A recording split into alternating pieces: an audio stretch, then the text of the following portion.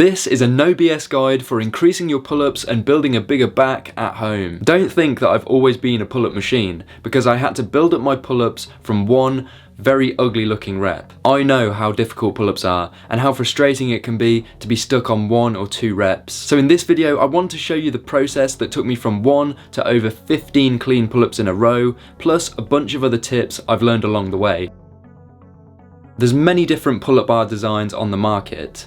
Invest in something strong and reliable that's not going to land you in a workout fails compilation. I've had this pull-up bar for several years. It's never let me down, and it doesn't leave any marks on my door frame. Before you buy, check the dimensions of your door frame first to make sure the pull-up bar will fit. If you're particularly heavy or you don't have a suitable door frame, consider a pull-up bar that you can mount to a wall. We're talking about the pull-up, not the chin-up, so we're going to grip the bar with our palms facing away from us. You can wrap your thumbs or not, both ways are fine. I prefer to do it without the thumbs wrapped because it feels less stressful for my elbows. Hand placement for good back recruitment is going to be outside of your shoulders, about 1.5 times shoulder width, because this allows you to bring your elbows down and close to your sides, which is the function of the lats. Like with all exercises, we want a maximal range of motion in the pull-up, meaning we straighten our elbows at the bottom, stretching the lats. Then we pull ourselves high enough so our chin clears the bar. If you can pull higher than that, even better, but at a minimum, your chin should go above the bar. After that point, control the descent, aka eccentric. Don't just go limp and let gravity flop you down. Not only is that a little dangerous, but the eccentric is very powerful for stimulating muscle growth. So keep some tension in your back and biceps and lower yourself under control. I like to do a count of 3 seconds. Some more cues to fully activate those big back muscles. Pull your shoulder blades down and back and stick your chest out.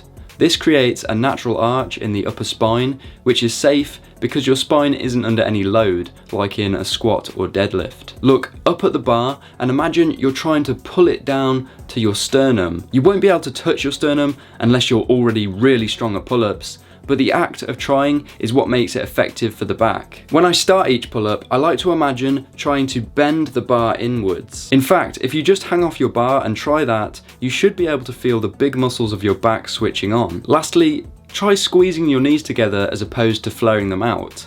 That one sounds redundant, but I promise it helps. It also looks prettier, so bonus points for that. If you struggle with maintaining your grip in the pull-up, it could be because your hands are very moist. I'm not calling you a sweaty palmed freak, I'm just saying it from experience. Liquid chalk can drastically improve your grip to the point where that's no longer a problem. However, if it is a strength issue, you can also do hangs for time, which improves grip strength quickly. Do them separately from your pull-ups so they don't affect your pull-up performance.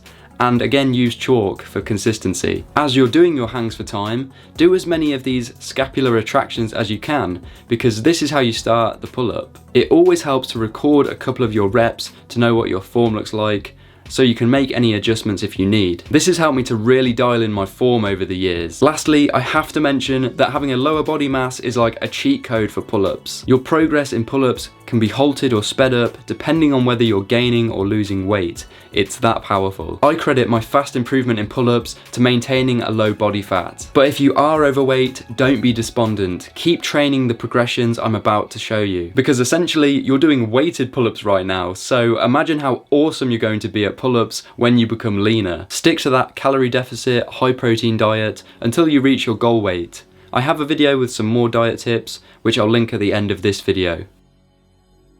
Even if you can't do a single pull-up yet, those technique points are still important because they apply to all the prerequisites we're about to go through. And having that consistent form will enable you to accurately track your progress. If you jump on the bar and flap around like a seal having a seizure, are you going to know how much stronger you are at pull-ups a month down the line? No, because the form isn't consistent and you probably just got better at your momentum-based seal technique. So let's maintain that standard of full hang at the bottom and chin over the bar at the top. Controlled movement without swinging. If you can't maintain that form, stop the set and record your reps because you have reached muscular failure.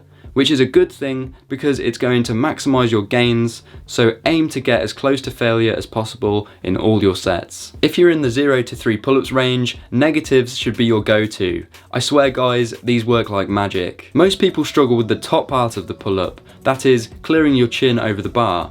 With negatives, we start in that most difficult position. Aim to start as high as possible, ideally with your sternum in contact with the bar. To do that, you need to elevate yourself into position using a step ladder or sturdy chair. Slowly step off the platform and attempt to control your descent, as slow as possible, all the way down to a dead hang position. Keeping your hands on the bar, step back onto your platform and repeat. As with regular pull-ups, don't let your body swing. Slowly step off your platform, 1 foot at a time.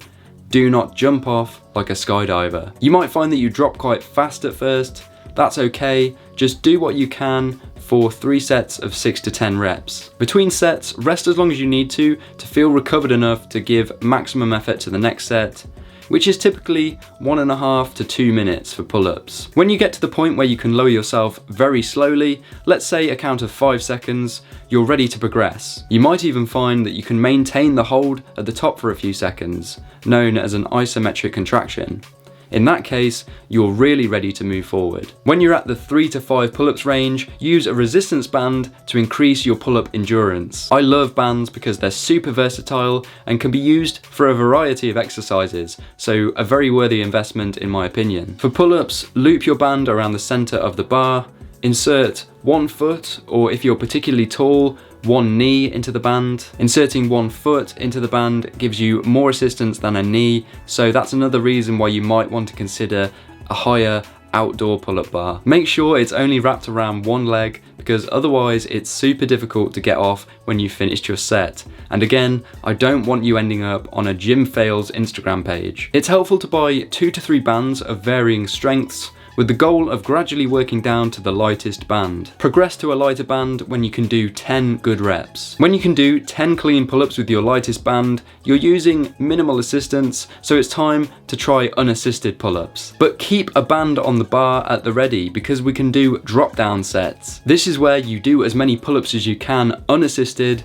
then you loop the band around your foot or knee and do as many more as you can that way. So let's say you get 5 unassisted reps. Instead of just ending the set there, step into the band and do as many more as you can. Try to use the band less and less, and eventually you'll see your max pull-ups go up to 15 or more, and at that point it's time to challenge yourself with some more advanced variations. Training pull-ups for 3 sets, 3 to 4 times per week, is optimal for improvement. Try out some different hand placements to keep it interesting and build strength in other areas, such as chin-up grip, neutral grip if you can, or wide grip. Follow this plan guys, and I'm excited to see your pull-ups increase. For a written version of this plan that's easily accessible, there's a link in the description to the free ebook. If you enjoyed, please like the video, subscribe and slap that bell. For more home calisthenics training tips, check out the playlist. If you're interested in your own custom calisthenics program, click the link in the description to find out more. Thanks for watching guys, stay vital.